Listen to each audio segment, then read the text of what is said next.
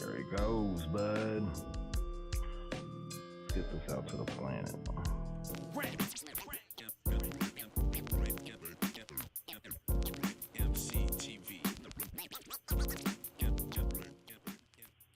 Yo, what's good? It's your boy Wilson. You watching EmceeTV The Podcast, coming at you live from EmceeTV Studios in Des Moines, Iowa. As always with me, my bro. This is your boy Bigg Ray West, B-I-double-G, representing the west side of Des Moines, Iowa, not to be confused with the West Coast and, they know. Ray, what's good with you, bro? Happy Sunday morning. Shit was good, man. You know, I'm chilling. Yesterday was kind of a crazy string of events. We went up to me, my wife, my son, and his buddy went up to Minneapolis yesterday to go catch the Golden State Warriors Timberwolves game. We got up at like 6 a.m, got cleaned up, got ready, picked up little homie at like 7:30, got on the road at 8, heading up to Minneapolis. It was negative. I think it was like -5 down here yesterday. And as we went further north, it got colder. And so it was like -10, -15 up there, depending on where you were at, and the wind chill and whatnot, you know what I mean, that was going through. It was cold. But, you know, we had a plan. We were heading up there. These little dudes wanted to try and catch Steph Curry and some of the other ballers, you know what I mean, Moses and Buddy and you know, whoever else. We knew we weren't going to see dude with the torn ACL. I can't think of his name right now. Jimmy But anyway, Butler, yes sir. But yeah, so we went up there, you know what I mean? The youngins were excited. We thought we were going to see some a phenomenal game, you know what I mean? Let me log in on this other computer while I'm telling the story. We thought we were going to see a phenomenal basketball game, maybe get some autographs. Each one of the kids had a Steph Curry jersey. We were excited. And so we went up there. And I thought you were Timberwolves fans. Oh, we are. But the deal that started it all was the Golden State Warriors game. That's Steph Curry is one of my son's favorite players. And so for Steph, you know, that's the original game we went up there to go see before we got into the whole season tickets and all that jazz. And so that Steph Curry got a special spot in my son's heart. You know what I mean? Like he admires him a lot. He respects him and you know, Steph's a clean player. He's a great player. He's a good role model. So, He's a clean player, my dude. Yeah. But, yeah, I mean, he ain't out there acting wild, you know what I mean, talking hella reckless and what. I mean, to my knowledge, anyways. I mean, he's got a good moral sense of what? There's a compass. You know what I mean? He's got a compass. It's like Columbus. He's got a compass. There you go. You know what I'm talking about. That's real dope. That's dope for sure. Yeah, that's real. Yeah. I feel like he's a good role model. But anyways, long story short, we went up there. I'm going to cue up this image because I turned to a popsicle. I had icicles in my beard. It was freezing cold. We were out there for about 90 minutes in -10, -15 degree weather. You can kind of see in the image, I got 2 jackets on. And each one of the boys had a thermal shirt, a T-shirt, a jacket. Then I gave, then another jacket. We all had hats. We had the little hand warmer, the little coffee-looking pouches that you put in your hands to keep them warm. Of course, mine didn't heat up until after we got back to the car, about an hour and a half later. But yeah, we stood out there, bro. We were popsicles for a long minute, and nobody wanted to sign. And which I get it, you know what I mean? It's a dice game. You know, you don't know if somebody's going to sign or not. But I felt like they were going to look at these young dudes. There were probably only 8 of us out there, but I felt like they were going to look at some of these young dudes and be like, now, granted, these dudes are from predominantly live in California currently. They're not from California more than likely, but I'm feeling like these dudes are going to look at them and go, oh man, these little dudes put in hella effort. It's freezing. It's like they tell us, like they say about your pets. If you're cold, Steve, they're cold. Yeah. No, I figured that, but you know what I mean? Like 15 seconds along the way to, I'm going to sign that for you real quick. I see you out here punching the clock. Can't do it, homie. Yeah. Catch me in summer league. We got y'all. So it's a little too chilly out here right now. Yeah. After that though, you know, waiting in the blistering cold for 6 hours for him, and he just said no type shit. You know. Yeah, it was cold. It was cold. So we were out there. We were posted up, and then we were like, all right, let's. We went and got a Qdoba burrito. I mean, I had to feed the little homies, and so I got them a little lunch, and we went to the game, and we ate our burritos, and we're heading in, and we got inside, and there's a bunch of people leaving, and people were like, game's canceled. You guys don't need to go in there. The game's canceled. And I'm like, what? Like, what you mean the game's canceled? And then I'm talking to the homie Matt on the phone, and he goes, bro, game's canceled. And I'm like, well, he ain't up here. There's no way he's in on the joke. And I'm like, oh, damn. I was like, what you mean the game's canceled? And he was like, yeah, bro, it looks like they're rescheduling it for tomorrow. ESPN just had breaking news, blah, blah, blah. I was like, whoa. And so, I had to orchestrate all this and kind of figure it out. So I'm heading for the box office to go and verify the information is true, see what's going on. Cause I got multiple sets of tickets and whatnot. And then we got, and so we went down to the box office. And like I said, the kids were going to try and get a Steph Curry autograph. So my son's carrying his Steph Curry jersey, and LaMarcus is carrying his Steph Curry jersey. And, we get all the way down there. This is kind of a lengthy story, but I'm gonna wrap it up. We get all the way down there, and there's nobody at the box office, but I get an email. They said, reach out to them. We can try and figure out the tickets, whatever. And turn around, walk all the way back to the car. We get in the car, and LaMarcus is like, oh no, I don't have my jersey. Oh shit. And I was like, oh bro, there's thousands of people walking around in there. Come on, we got to hustle back. We got to go get this jersey. It wasn't even his jersey. It was his older sister's jersey. And she had given it to him, hoping he could maybe get it signed or whatever. And so he's like, oh, bro, I'm in hot water. He was like, that ain't even my jersey. That's my sister's. And it's an official jersey. You know what I mean? Not like a knockoff or whatever. Like, it's, I don't know, $150 jersey. Well, you got to take your belt off and take him to the bathroom. So we went all the way back. We lucked out. Somebody had found a jersey and set it on the counter at the ticket booth. And there was nobody in the ticket booth, just a bunch of people just kind of giving people direction and telling them, hey, go the other way, go the other way. Yeah. And anyways, we scoop up the jersey, turn around, walk all the way back to the car. And check this out. I'll hold the jersey. Yeah, he put it over his head. He wore it on top of his jacket.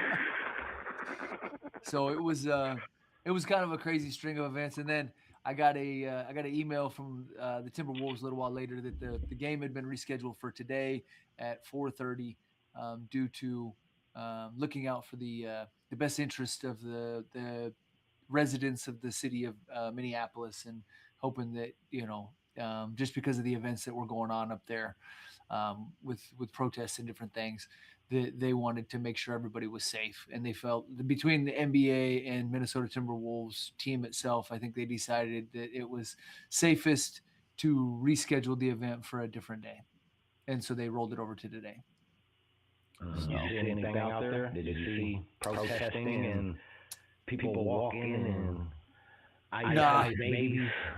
To be honest, if I was up there rolling solo dolo, or maybe with you or one of the homies or something, we might have went and scooped and just, let's throw a set of eyes on this and peep it out. But because I had two little kids with me, I wouldn't have. I know you wasn't intentionally trying to do shit. Oh, yeah. And on your route, did you see anything? I mean, I definitely. So as we came into the city, they've got those big retaining walls, the kind of sound barriers and whatnot on the side of the interstate. Somebody, a graffiti artist or whoever, had done, I don't know, maybe a 15, 20 foot tall ice out mural on the side of one of them. Was it a thing? I mean, he got his message across. It wasn't just one line letters, like he had kind of block letters or whatever, but it wasn't like, they were direct. It wasn't artistic. Yeah. They was moving quick. Moving quick, sure. And that's literally a high traffic area, right? So I'm sure that was a very difficult objective. And then there were several other ones. that we saw throughout the city that said "Ice out," "Fuck ICE," different things like that. There was people above the interstate holding signs that said "Keep ICE out." I mean, that was the general consensus up there, without getting too political. You know what I mean? That they just want to resume their daily lives up there and get this blockade of people out. You know what I mean? That were disrupting things. So what do you make of for that to happen? I was hearing something that they said that the states just had to release their voting data and then they'll get about it. Did you hear anything about that? I saw this morning on the news that that there are some contingencies in place that the Trump administration wants regarding. I mean, I guess it's connected to the election from the time before, maybe, or something like that. I don't know. I got real broken up bits of information, but it sounded like it was related. It was related to the presidential election, and like there's maybe a little bit of a grudge invested into this or something. Well, man, I'm gonna talk off into hip hop, man. Let's do it. Let's jump into hip hop, man. This first article's coming in today via Hip Hop DX. We're going to give our photo credit to Kevin Mazur, archive/wire image. Headline is Tupac BMW from 1996 shooting is up for sale for almost $2 million. The BMW that Tupac was riding in when he was fatally shot in 1996 is up for sale via Celebrity Cars Las Vegas, marking the first time that has been publicly listed or displayed since the tragic incident. The vehicle is valued at a cool $1.75 million and has undergone a comprehensive restoration to return it to its condition it was in prior to the shooting and has recently received a fresh coat of paint, courtesy of its most recent owner, according to the listing. The car, which is a black 1996 BMW 7 Series equipped with a 5.4-liter 12-cylinder engine and black leather interior, still bears a few faint marks from the drive-by shooting that gunned Tupac down almost 30 years ago. There is small exterior indentation believed to correspond with one of the bullet impact points, though it is subtle and difficult to distinguish.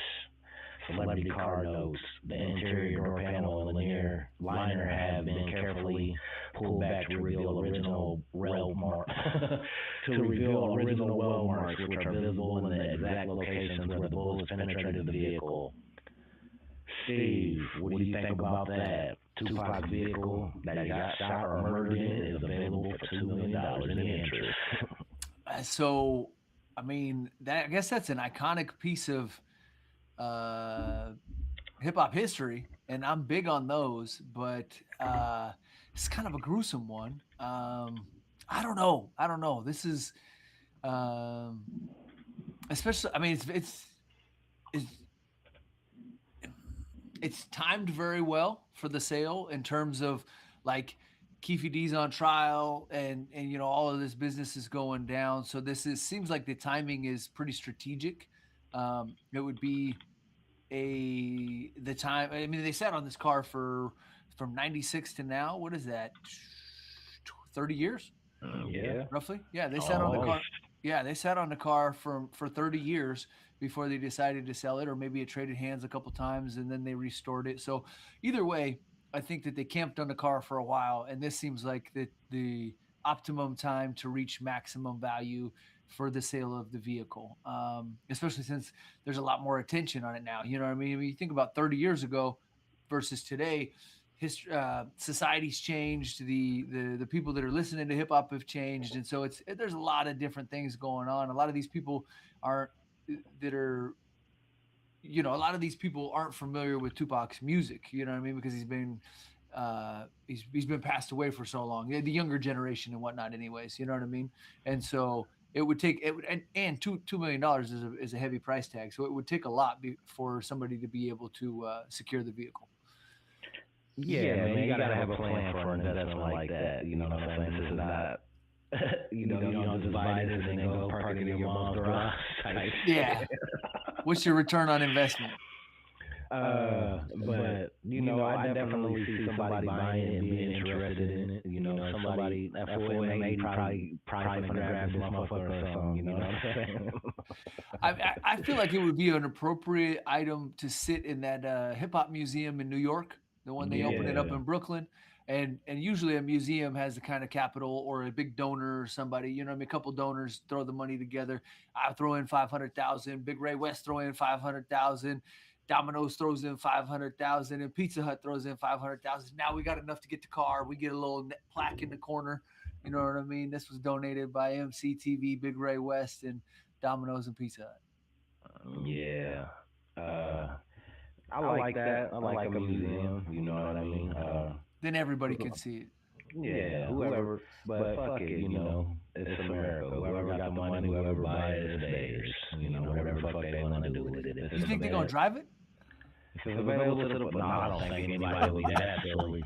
I think you got advisors. If you're looking into that, you obviously got advisors and a team. You know what I'm saying? You got a plan of what you're gonna do with it if you're taking it seriously. I feel like, you know what I mean? That ain't your grocery getter.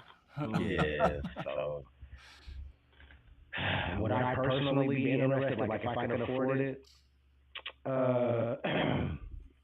Maybe. If we had a place to store it at, Tupac is my favorite rapper of all time. I don't usually mention him when I do my top 5 list because he's no longer here, and I don't know. People that know me just know my guy has always been Pop. I don't even have to say that. I try to focus on guys that are living when I give top 5 lists. You know what I'm saying? Respectfully. Yeah. But I would be interested in that shit though, as a huge Tupac fan, man. Fuck it, I'd buy it if I could, and if I had a storage plan, And then I'll flip it to you for the low, because I know you collect hip hop shit. Put it in the EmceeTV museum. You know what I'm saying? Yeah. It's a wild artifact. You know what I mean? That's a piece of history for sure. For the events that went down in this vehicle forever altered the course of hip hop history. For sure. I mean, even today, people reference, not to bag on mumble rappers, even though I kind of like to, but people will be like, "Man, do you think that mumble rap shouldn't be around if Tupac was here, or could this guy's career be here if Tupac was here?" People throw them what ifs out all the time. So. And just to answer that for fun, I think it would exist because it's called evolution, bro. Now Tupac would probably be going after them type of dudes, they probably wouldn't be seeing eye to eye, but I don't think Tupac's presence alone would stop an entire genre from existing or evolving. You feel me? Yeah.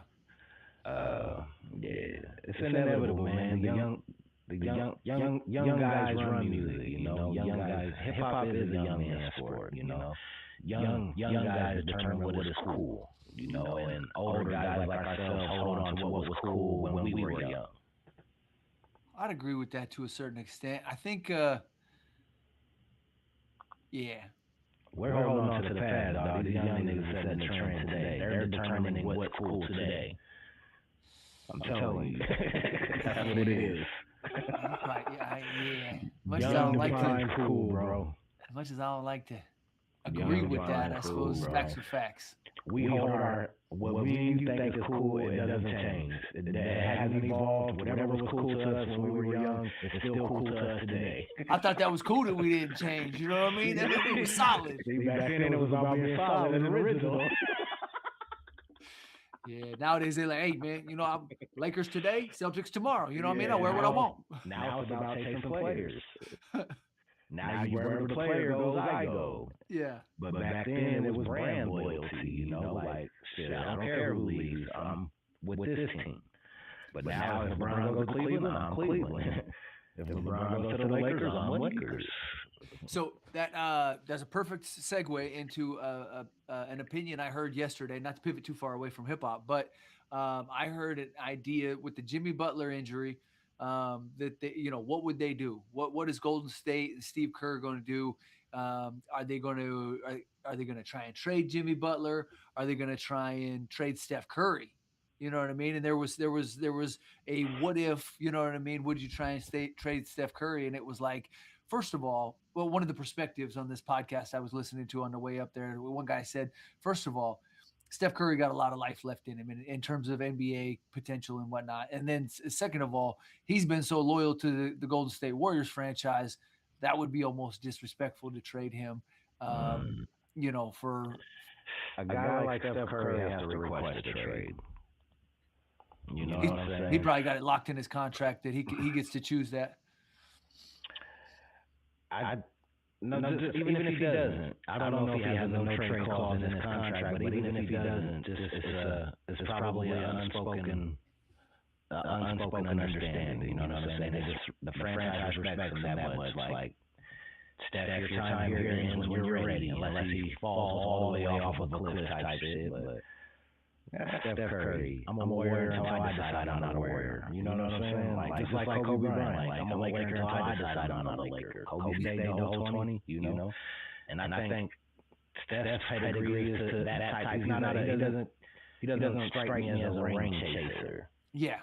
He said he seems like he's gonna be the band on Titanic. You know, they're gonna be playing as the motherfucking boat's going down. He ain't going nowhere. Like, shit. Yeah, it's that compass. It's that compass. Yeah, you see. You're right. He's safe, boy. Yep. Suburban Steph. He's safe. Nah, man. You feel comfortable letting Steph stay the night at your house. You know what I'm saying? It's all love. I'll give him the code to the garage. He has it. He feeds the dogs when we're out of town. What are we talking about? 100%. You know what I mean? We're going up to a Memphis game. Steph, can you swing by? Can you feed the dogs for me? You got me, bro? Got you? Boy. Nah, man, that's I love it. Yeah, I mean, he just I saw the new Kobe's came out yesterday too when we were walking through the Mall of America after we left. They look new. They had them on a shelf in several different stores, next to the LeBrons and whatnot, and it looked like they were a hot ticket item. So my cousin DJQ would know all about that. He probably got them. Yep. Hey, man, his shoe game is dumb. He's got a purple and a green. All the schemes, fool. All the colorways, fool. You can't just have one. Yeah. All of them. All right, sticking with hip hop, sticking with the Tupac theme. I think we slide into Mopreme Shakur's upcoming information regarding. Let me pivot. Regarding his upcoming book, and I'm gonna be honest. I spun the Thug Life album this morning, and I went down a kind of a rabbit hole because I was like, I didn't necessarily remember Mopreme having a huge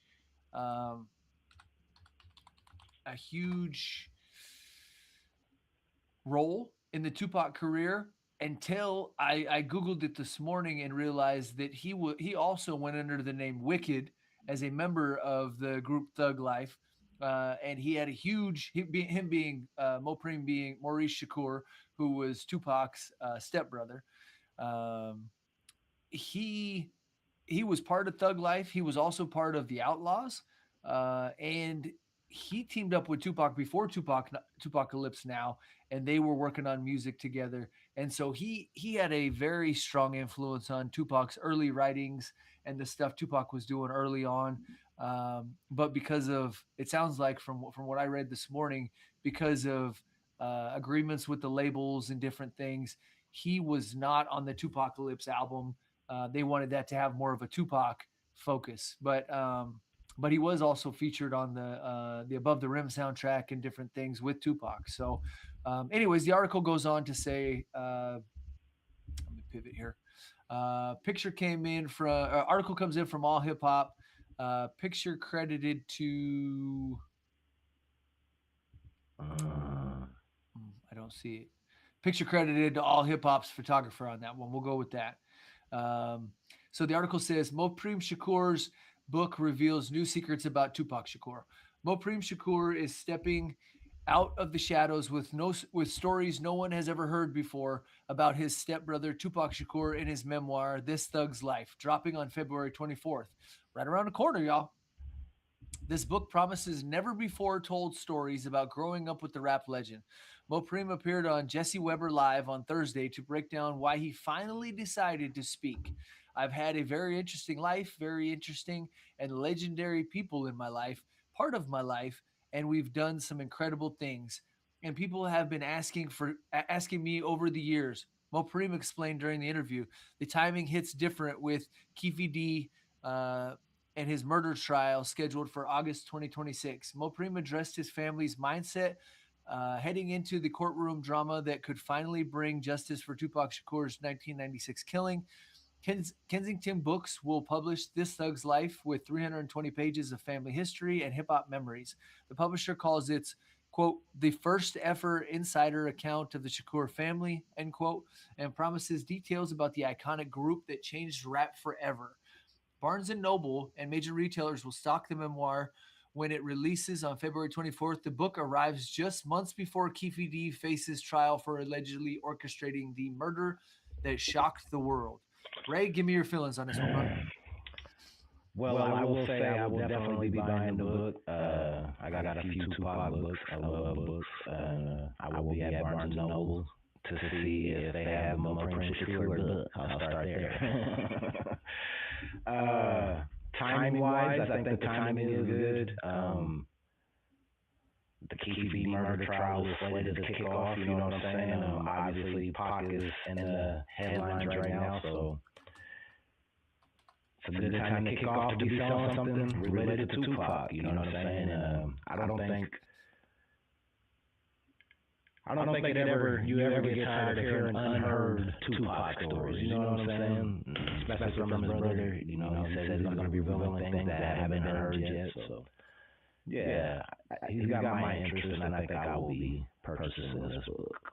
I saw a video on Instagram the other day that somebody posted of Ice-T, Tupac, and I want to say Tretch from Naughty by Nature in the studio together, kicking it back in the day. Yeah. I saw some old footage of Ice-T and Tupac on Saturday Night Live.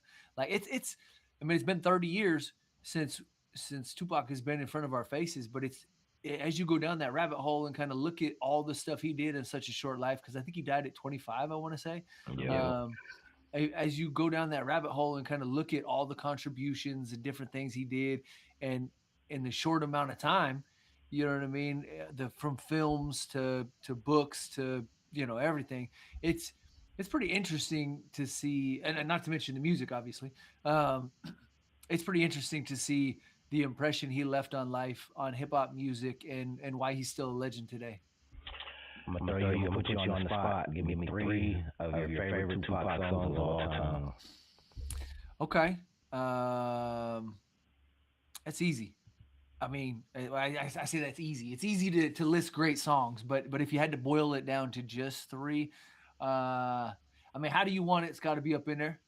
Yeah. How do you want it? California Love. I mean, but I'm trying to stay off of just picking off All Eyes on Me. You know what I mean? Because there was so many great. I mean, he had Tupacalypse Now. There was the Strictly album. There was Me Against the World. Dear Mama. You know what I mean? Yeah. There you go. Yeah, I mean, I'll probably do them three. For me, I always loved Life Goes On, man. Life Goes On. The first Tupac song I remember memorizing all the lyrics and being able to recite was Pain with Stretch. Yeah. So I'll go Life Goes On, I'll go Pain, and then I'll go It Ain't Easy, fuck it. It ain't easy. Yeah. Yeah. Tupac was I mean, I would say as an honorable mention, as a kid that fell in love with Southern California and Los Angeles, to live and die in LA was huge for me. I remember riding around listening to that on my CD Walkman and my Discman. And riding around in Southern California with my grandparents and just looking out the windows and kind of romanticizing the idea of this is what Tupac saw as a kid from the East Coast when he moved to the West Coast, you know what I mean? And this is what he was writing about and kind of traveling down that path and the palm trees and all that, you know? So yeah, man, Tupac had a huge impact on my life. You know what I mean? We talked about it last podcast, Bishop and Juice, you know what I mean? Birdie and Above the Rim, you know what I mean? And I can't remember what his name was in Poetic Justice. But you know what I mean? He was larger than life. Lucky. There we go. Yep. Lucky. And then honorable mention, let me say, keep your head up, you know what I'm saying, man. That music video, man, I remember being in the shorty watching that shit, like, man, I gotta watch that today and just, you know what I'm saying, still almost feel like a kid. That's just crazy, man. Yeah. And then until the end of time, but the remix, what's buddy's name? We was just talking about Johnny J. Yep. And until the end of time, the Johnny J remix, boy, that's a piece of my heart right there in audio form. You understand me? Yeah. If y'all ain't never heard that, look that up. Tupac Until the End of Time, Johnny J remix, man. So I wanted to confirm on this before I spoke on it. I threw it into Google and did a review real quick. It says Tupac was set to play Sharif, a college-bound good kid and ex-knucklehead turned Muslim in Menace to Society, but he disagreed with how the character was written, feeling it lacked proper development. And I believe he ended up, according to reports, Tupac was outspoken about not liking the character, arguing that a person like that wouldn't exist in the environment without a better backstory, making table reads difficult. The aftermath, following his removal from the project, the role of Sharif went to actor Vontae Sweet. The tension escalated further, resulting in a physical altercation between Tupac and director Alan Hughes, which ultimately led to legal trouble. I remember that because I think Tupac beat his ass, and he caught charges for it. And I remember that as a young kid. I mean, when did that movie came out in 93. I was born in 84. So I was 9 years old watching Menace to Society. You know what I mean? I'm renting it from the video store and following the Tupac articles, you know? So, but yeah, man, it's, Tupac, I think Tupac will forever be with us. He's one of them. And I imagine he still would have been even if he was here today, but he's one of the characters of hip hop that has grown larger than life. You know what I mean? Like even in his passing, people. What's your favorite Pac album? People do these what ifs. You know what I mean? Or you know, would this be here if Tupac was here? Favorite Tupac album? It's hard to not say All Eyes on Me just because of the iconic sounds with Dr. Dre. That was my era, so that's what it has to be. You know, I was hit to the other shit too. Before that Death Row era, you know, I fuck with that, but man, that All Eyes on Me took the world by storm, homie. Yeah, and the passion and the pain that he shared coming out, you know what I mean, after being in prison and just the vibe that he brought to the scene, you know what I mean, was so epic. It was Dog carried it with Snoop Dogg and motherfucking the Dog Pound and Dr. Dre, and it was like, what are we doing here? It was wild. I said it was crazy as fuck, man. Hip hop was beautiful in the 90s. For sure. Yeah, it was just on a whole nother level. I'm blasting all the homies, trying to get a couple of them up in here with us, letting them know we's live right now. Let's talk Kodak Black, man. Yes, sir. Boom. This image comes in from Mixtapes, I believe. We had some original issues getting the graphic in here. I'm going to have to make this a little bigger so I can read it. I think it's My Mixtapes. I don't know. I can't read it so well. But the credit is on the graphic itself. I think it's grabbed it off IG. I think it says, yeah, it does. It says My Mixtapes. I'll shrink that back down a little bit because it's blocking your face just a hair, Ray. There we go. Okay. Go for it, my man. Yes, this comes in via allhiphop.com. Kodak Black is silent after iconic car found smashed on Interstate 95. Kodak Black is just a serious loss on one of his most famous rides. The Florida rapper's custom 1971 Chevrolet Impala convertible was completely destroyed in a highway crash, leaving fans asking one big question: who was driving the Easter Vert when it happened? Videos from the crash scene show the pastel-painted convertible with the front end crushed beyond repair.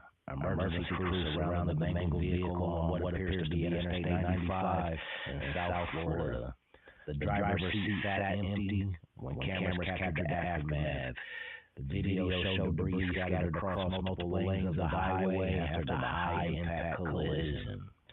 Steve, what are your immediate thoughts of an abandoned high-end vehicle smashed up on Interstate 95?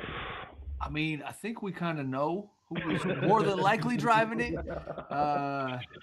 And Kodak stays in some hot water, so I'm imagining that this man is probably on probation or parole. He was, as much as I can recall, it was a regular thing for him to violate probation, violate parole, be in and out.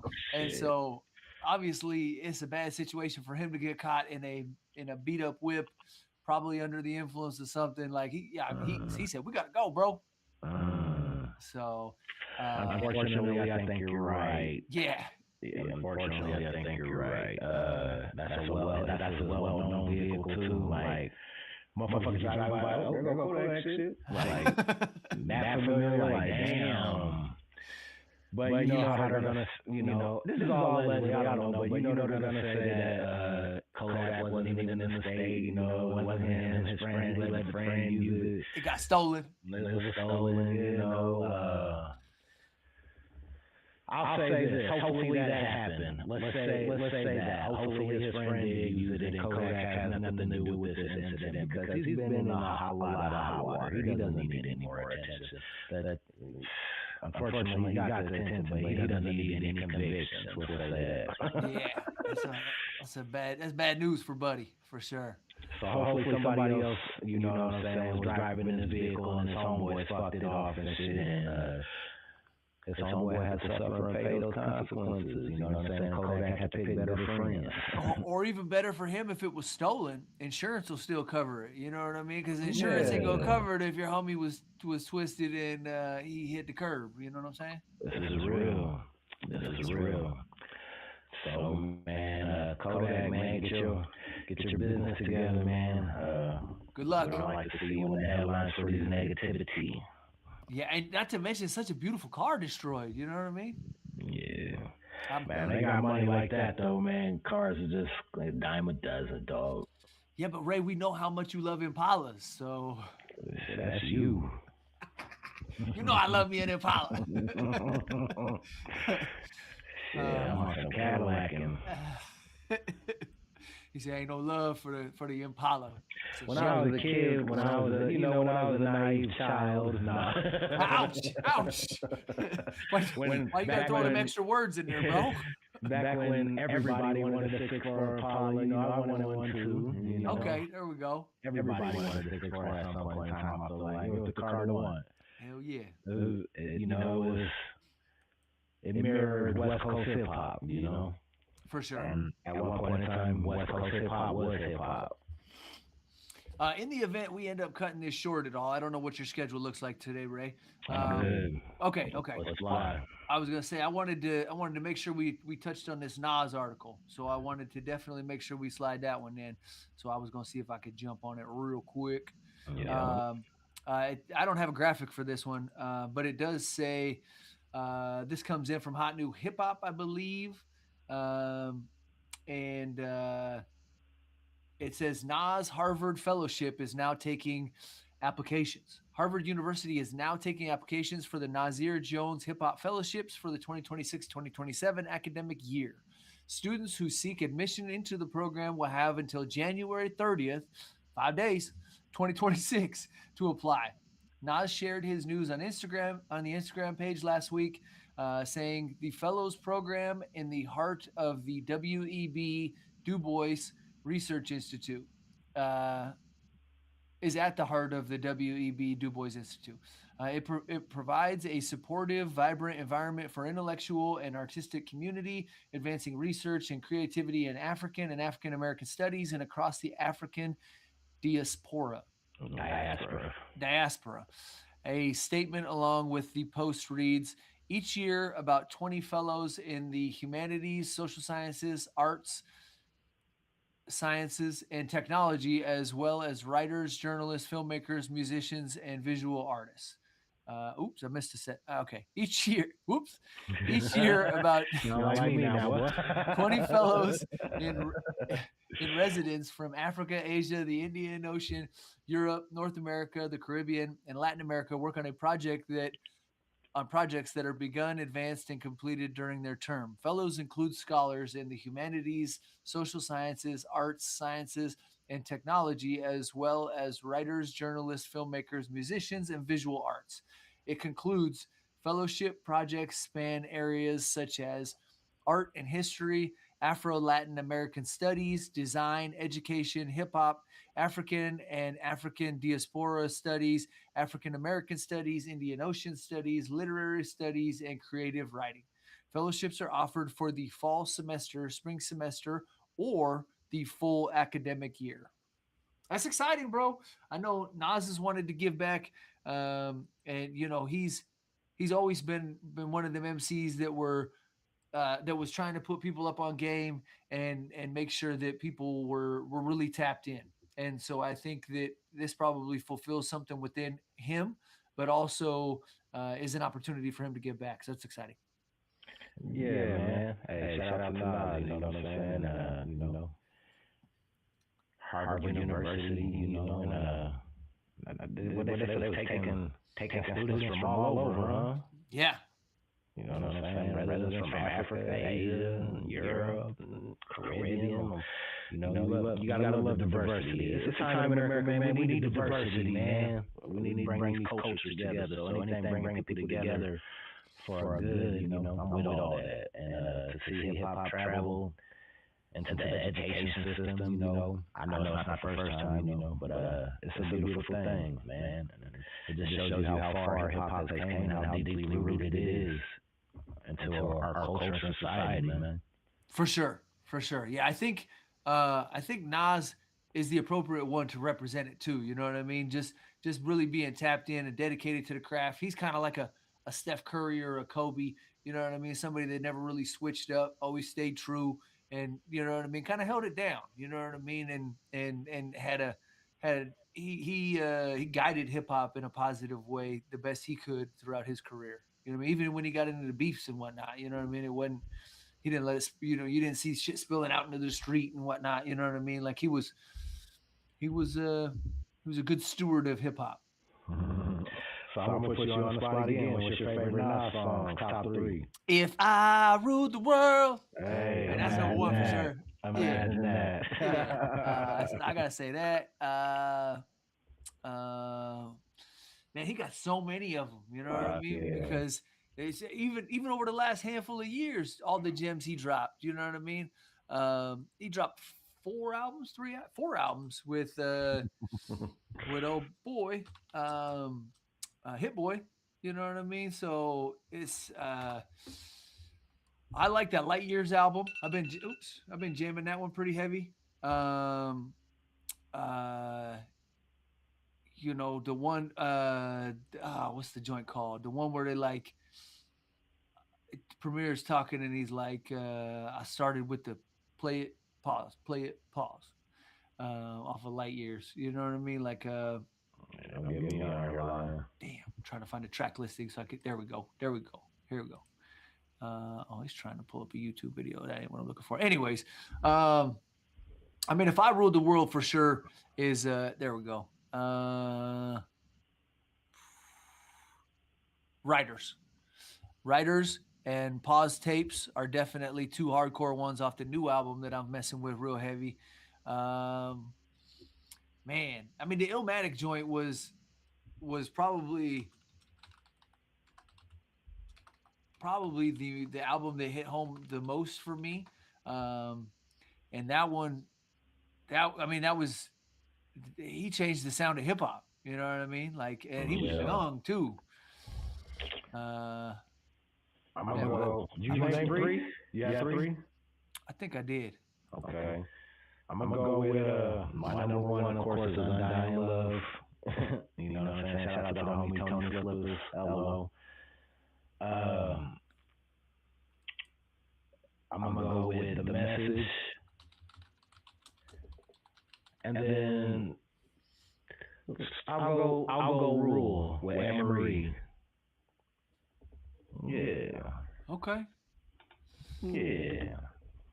Yeah, I think. I mean, honorable mention. I got to slide in that New York State of Mind just to mix it up a little bit. But uh, yeah, Nas is iconic. You know what I mean? Nas is like. Yeah. And you know that new joint he did with Eminem and EPMD is fire too. Yeah, I mean Nas is that guy. Nas is that guy. You know, on a side note, I read an article the other day that said Nas reached out to Eminem and wanted to do a track with him. And this was kind of shocking to me. He wanted to do a track with him called Daughters, and where they could both talk about their daughters. And M declined it only because he said, and I may mangle the exact quote, but he said basically he didn't want to drag his daughter into hip hop anymore. You know what I mean? Like he had felt like he had done enough of that already, and so he said, you know, I'll be down to do another track with you, but just not one about daughters. And to me, that's like one of the biggest requests in hip hop. You know what I mean? Like it'd be hard to say no. No matter the topic, you know what I mean. I mean, I respect it though. I respect it for saying, bro. Set your boundaries. Regardless of who's asking you to step out of it, you know what I'm saying? And to hold it, shit, I respect it. Shout out Marshall. Yeah. That's huge. Man, let's talk DJ Mike T. Hear me. R.I.P. This one comes in. Lost my page here. This is from Mike T's Instagram. This comes in via hotnewhiphop.com. All right. Thank you, bro. The iconic DJ for Compton's Most Wanted goes on to say, DJ Mike T of Compton's Most Wanted passed away. MC8, excuse me, MC8 of Compton's Most Wanted confirmed the tragic news of DJ Mike T's death on social media, leading to a flurry of tributes. In the pantheon of West Coast hip hop, Compton's Most Wanted remains an indelibly, undeniably influential. I think it's supposed to be undeniably. I don't know what that word is. Undeniably influential and definitive group. An impact that goes beyond regional borders. As such, the whole of rap culture is mourning right now. Group member MC8 confirmed via Instagram that CMW's DJ Mike T has sadly passed away. IG confirmation. Oh, yep. 8's IG confirmation did not include information about a cause of death or more specific details about their circumstances or developments. It did, however, contain a touching tribute asking folks to live in the present and looking back on all that Mike had contributed to Compton's Most Wanted with a throwback picture. Man, that's terrible, man. R.I.P. to DJ Mike T, man. You know what I'm saying? Much love and support to the Compton's Most Wanted, you know what I'm saying, family, and MC8, and, you know, everybody involved in that movement. That was a little before my time. I feel like that was more of the late 80s and mid 80s, you know what I'm saying, early 90s. You know, my hip hop sweetness was, you know what I'm saying, a little more mid 90s, mixed in a little early 90s. So, but I'm familiar with them, and, you know, we're getting old, Steve, man. We're getting old, man. The legends are dying right before our eyes. Yeah, real talk. You know, it's wild that it's wild to see that we just brought this full circle because we started off with Tupac and talking about Tupac, and then we moved into Mopreme talking about the book, and we made a quick little pivot over to Menace to Society, where we talked about the Hughes brothers and Menace to Society, and was it MC8 in Menace to Society? Yeah. And now we know what I mean? We brought it full circle because he was Wax. Let's go. Hey, Wax. Need some help on me? So Y'all exactly like bitch.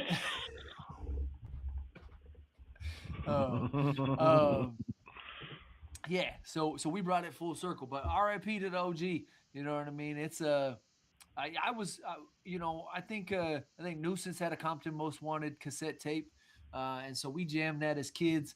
You know what I mean? But I wasn't super deep in the trenches with him and whatnot. I followed MC8's solo career a little more than that.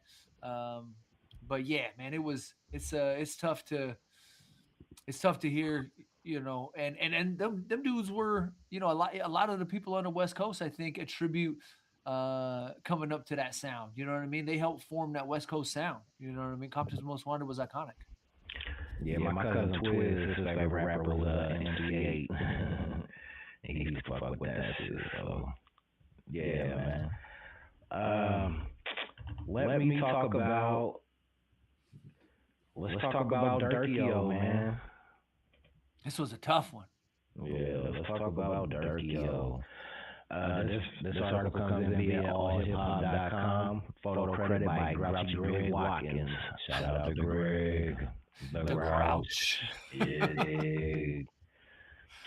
So, man, the headline is Feds say Lil Durk put $1 million on Quando Rondo's head. He wanted that food dead. Hurts, dog. Man, this shit hurt, dog. This Durkio shit. Okay, here we go. Feds dropped some heavy accusations against Lil Durk. They say the Chicago rapper put $1 million bounty on Quando Rondo's head back in 2022. The government's calling this a straightforward murder-for-hire case. But the hit went wrong. Instead of getting Quando Rondo, the shooters killed his close friend, Lil Pav. Prosecutors say Lil Durk told his only family crew something really clear. Anyone who took out Quando Rondo would get made straight. That's code for getting paid, according to the prosecutors. A snitch is ready to testify about what Lil Durk really meant. The witnesses say Lil Durk used that street language to put a price on Quando Rondo's life. The feds claim Durk's lieutenants turned his words into action. OTF member Marcus Muwap Wilson and another guy started recruiting killers. Muwap allegedly promised $1 million reward on behalf of Lil Durk. The deal was simple. Fly to LA and kill Quando Rondo on August 18th. That's my wife's birthday. August 18, 2022, the alleged hitman tracked their target around LA. They found what they thought was their moment at a Beverly Grove gas station. The spot sits right across from the Beverly Center. 3 men in a white sedan pulled up on a black Cadillac Escalade. They thought Quando was inside, and the shooters unleashed more than a dozen rounds at the SUV. No argument, no fight, just straight ambush. But they got the wrong person. Bullets hit Lil Pav instead, and he died at the hospital later. A viral video showed Quando Rondo screaming as the first responders pulled Pav's body out the shot-up vehicle. The wrong person paid the ultimate price. LAPD called it a planned hit from the jump. Prosecutors claim Durk did more than just talk. After the shooting, they said he kept his promise to make straight the people who helped. The alleged rewards included jewelry, custom grills, and spots on OTF music videos. Durkio also put some shooters in the song lyrics released after Pav's death. Steve, man, what are your thoughts of this? Feds saying Lil Durk put $1 million on Quando's head. The head went wrong. Do they still get paid? He said they got paid. Man, that's y'all shot the wrong person though. You know what I'm saying? Is that you gotta get a discount or something for that, right? Like I paid y'all to kill A, and y'all killed B. I mean they close, but y'all didn't get the right dude. Yeah, I don't know how that works. You see, they got him sitting down right now, so maybe that's how it worked. You didn't pay, so now we sing.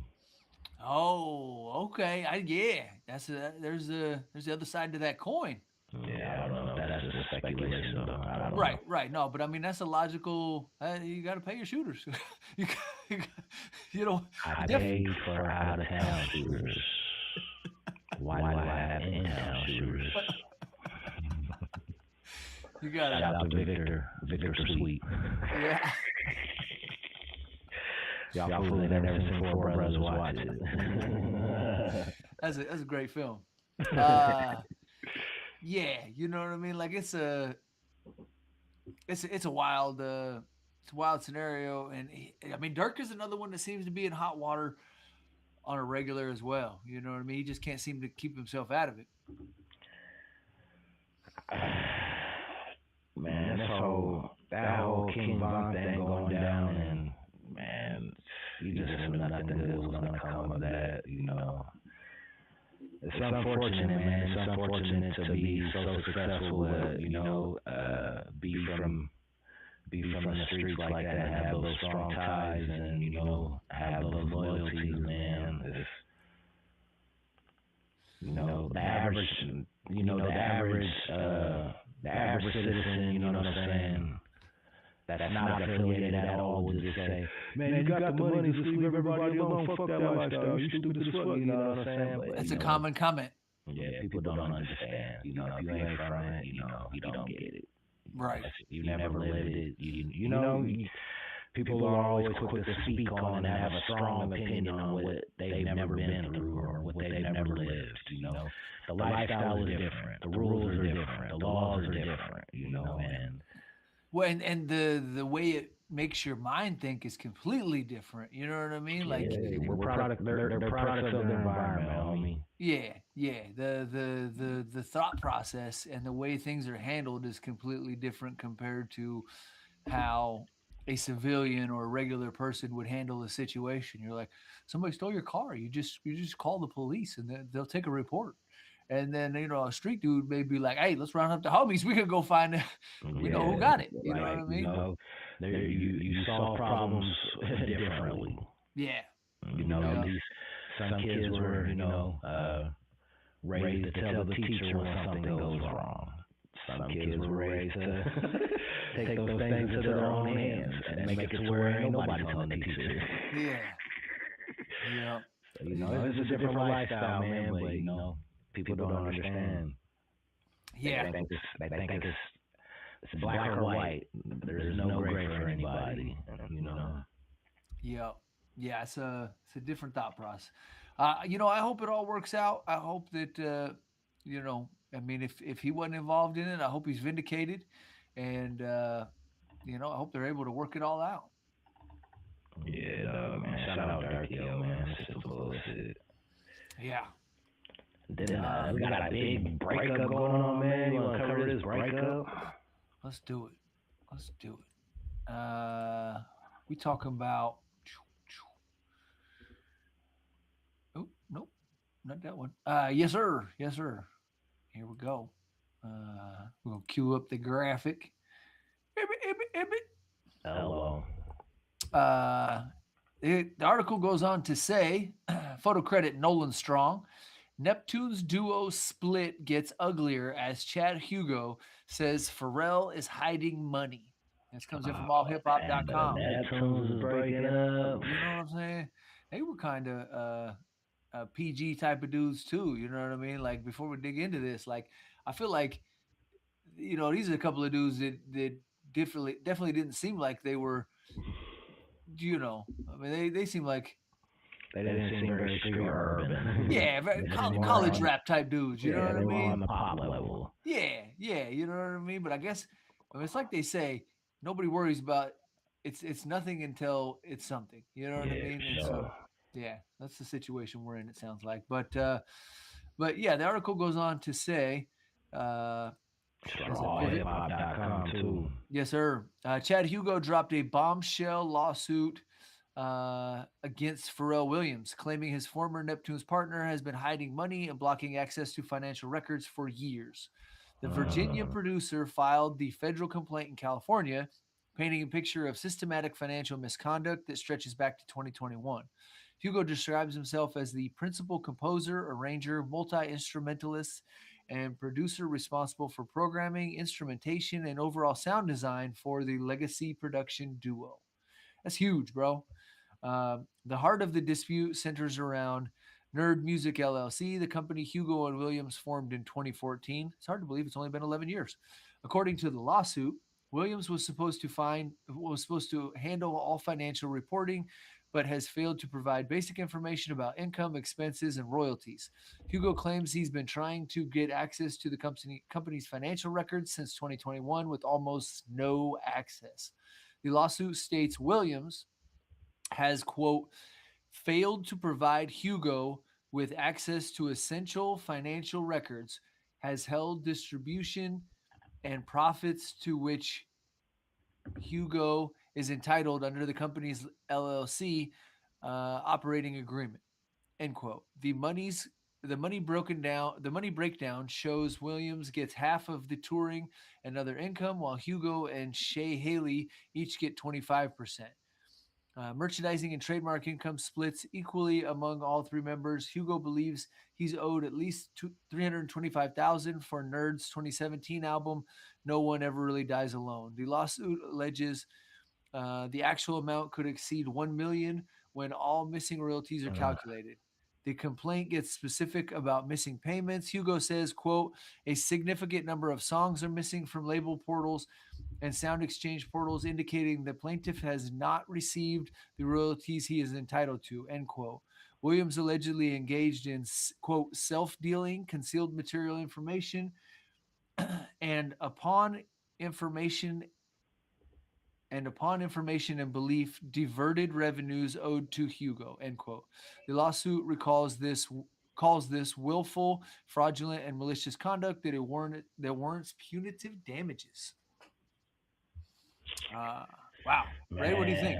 I think, man, the Neptunes breaking up, man, I didn't even know this. I knew that they weren't in the spotlight, you know what I'm saying? I knew that Pharrell has been doing the skateboard Pete thing, kind of doing, appearing more solo, you know? Yeah. But I didn't know they was like beefing in and out of court and shit and going through a whole split up. And how about this? I didn't even know there was a third member of the Neptunes. How about that? Who the fuck is Shay Haley? Right? That sounds like that could be somebody's wife that got involved early on or something. Yeah, you know what I'm saying? So, man, I don't know.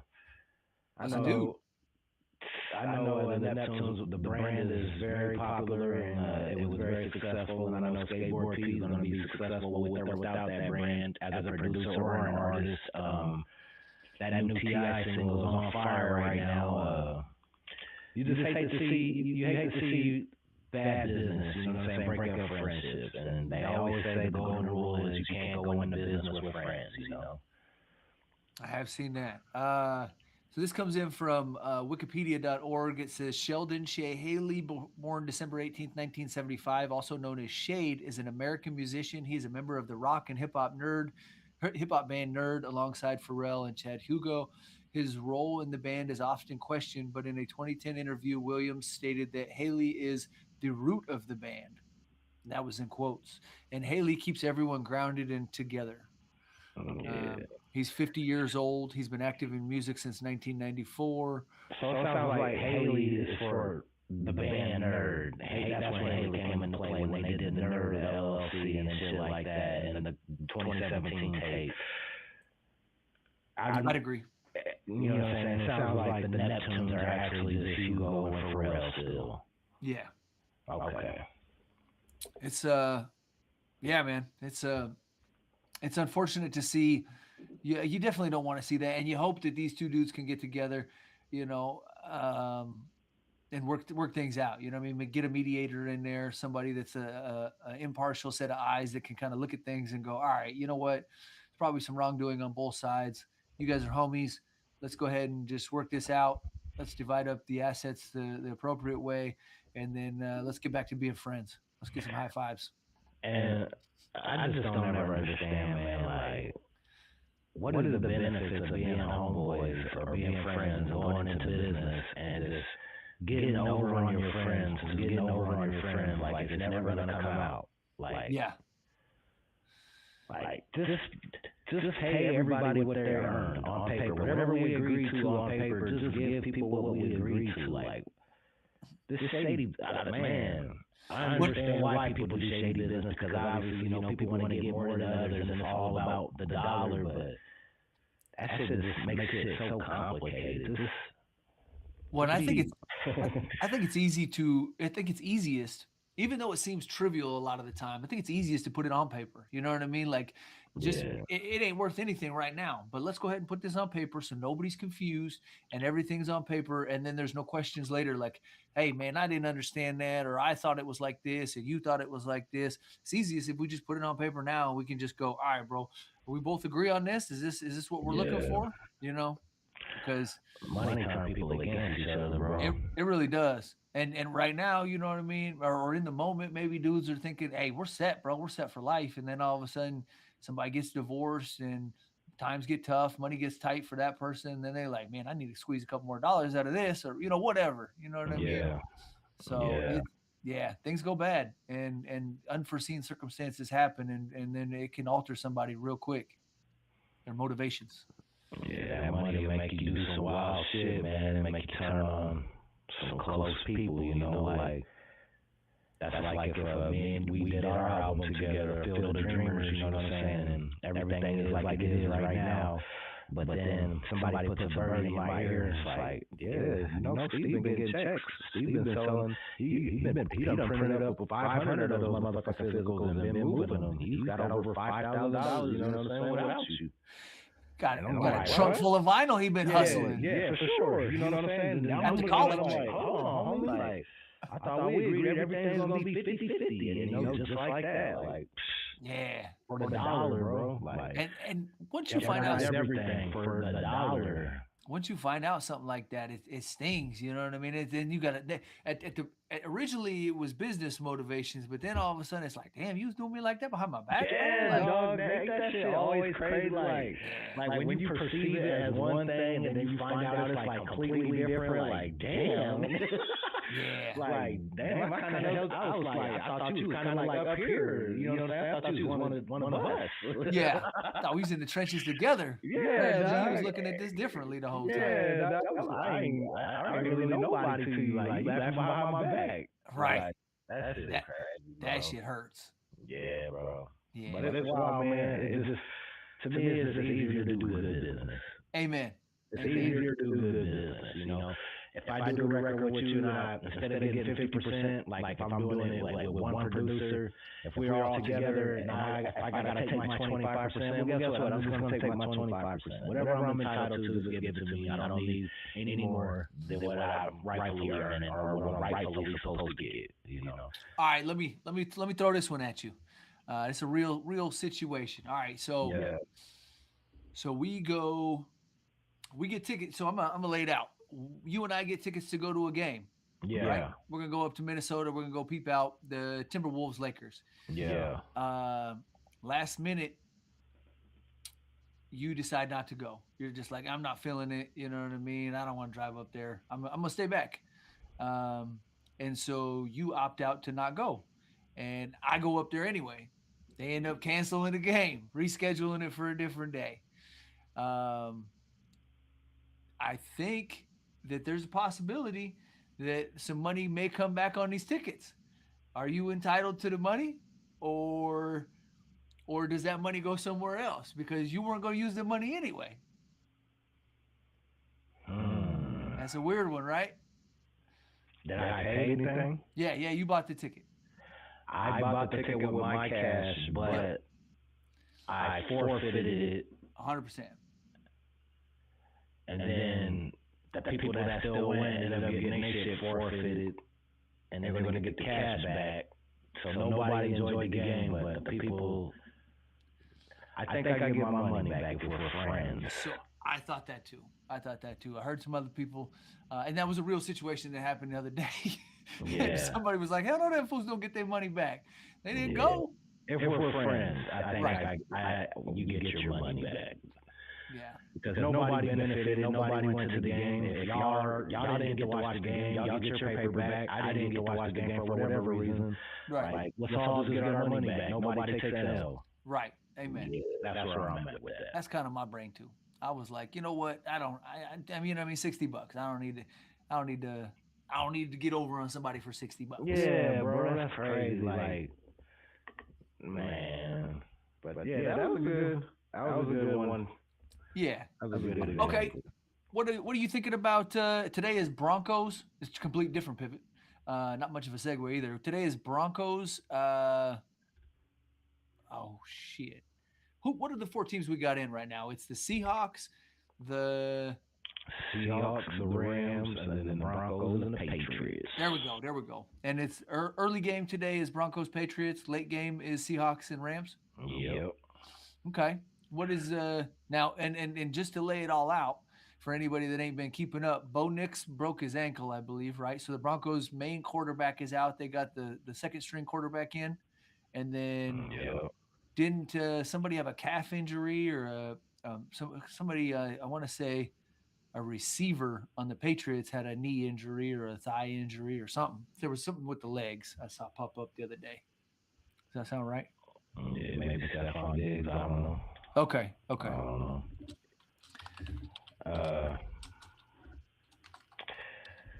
That game, I fully expect the Patriots to win. The Broncos are down their starting quarterback. They have a puncher's chance. You're going to go out there and play the game, so you obviously got a chance to win the game. It's still any given Sunday, but I don't think they're gonna get it done. I fully expect the Patriots to punch their ticket to the Super Bowl. Rams and Seahawks. Oh man, I think the Rams are gonna get it done. Seattle's gonna make it tough. It's a divisional game. I believe Seattle's the favorite, not by much though. Shout out to DZ and his Seahawks. Yeah, Seattle's the favorite, not by much though. Who do I want to win? I don't care about none of these teams. Let's go for the Rams just for the homie T-Bear. Let's see the Rams go to the Super Bowl for T-Bear's sake. I don't care. So we'll go Rams and Patriots for the Super Bowl. Okay, so the injury I was referencing looks like it's the New England Patriots will be operating without their best edge rusher Harold Landry, who is out with a knee injury. The Patriots are hoping to get a reinforcement at wide receiver Mac Hollins, who is questionable. And then obviously the Broncos is out with the Bo Nix injury. It says they have 3 other major injury concerns on offense with wide receiver Troy Franklin, and centers Alex Forsyth and Luke Wattenberg, all questionable. Yeah. So they got a whole list of injuries on there. I don't see much for the Seahawks or the Rams having too much for injuries listed in this Yahoo Sports article. I'm saying right now for to get into Lumen Field in Seattle, Washington for this game, the lowest tickets right now are starting at $828. Wow. That's exciting. I mean, that's a lot of money. That's and if I recall correctly, the Seahawks, and again, I'm not the sports guy, but the Seahawks have not been in the Super Bowl since Beast Mode was on the squad, right? Correct. Okay. Yeah. Then again, the lowest ticket for this Broncos game tonight is starting at $400. That's more feasible. Yeah. I can understand $400 to get into a playoff game. I wouldn't even do that. Are they? Are they playing at Mile High in Denver today? Oh yeah. Let's see what the weather's like. 25, snowing. Oh, okay. You already got it pulled up. Yep. All right. So it's chilly, and Broncos are, but both teams are conditioned for that, right? Yep. Both teams playing shitty weather. Definitely. So. But the Patriots on the Broncos are down their lead quarterback, man. That's all bad. Yeah. They said this other kid, the ESPN correspondent the other day said something about dude's mullet. I guess he was out shaking his mullet and whatever. So I guess this backup quarterback has a big mullet.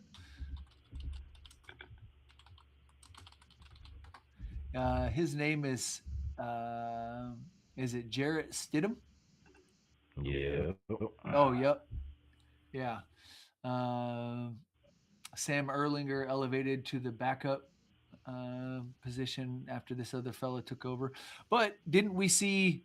I mean, that was when Purdy got his shine, right? I'm not the sports guy, but didn't the Niners have to lose their original quarterback before Purdy got to step in and really kind of he took him to the Super Bowl when he finally got a chance to get the ball?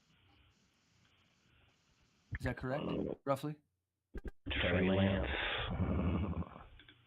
I missed what you said. You cut out a little bit there, bro.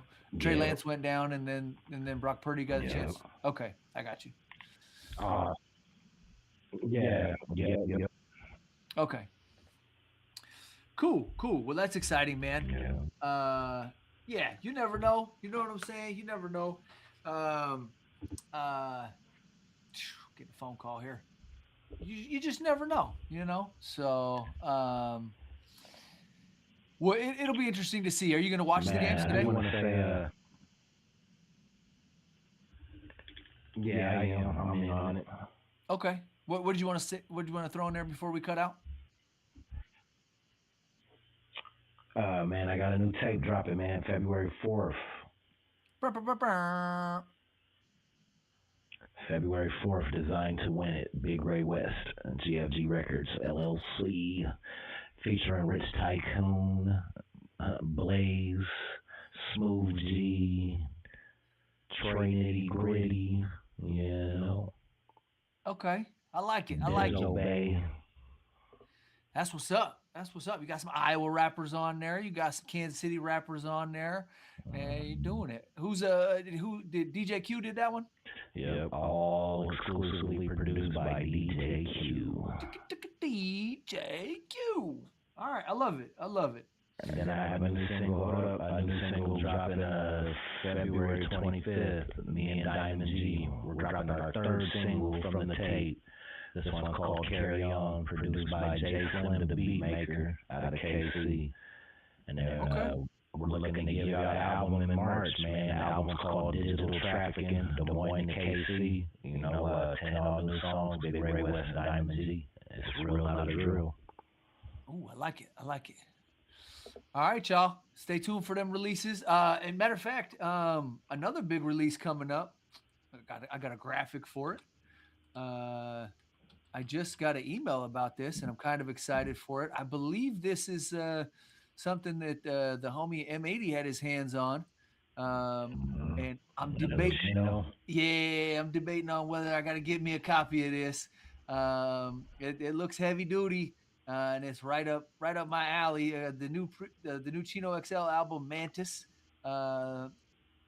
looks fire. You know what I mean? R.I.P. Chino XL, but it's got Frank Magloke up in here with us. Appreciate you, big OG. Hey, shout out Frank Magloke. It's been a while since you stopped through.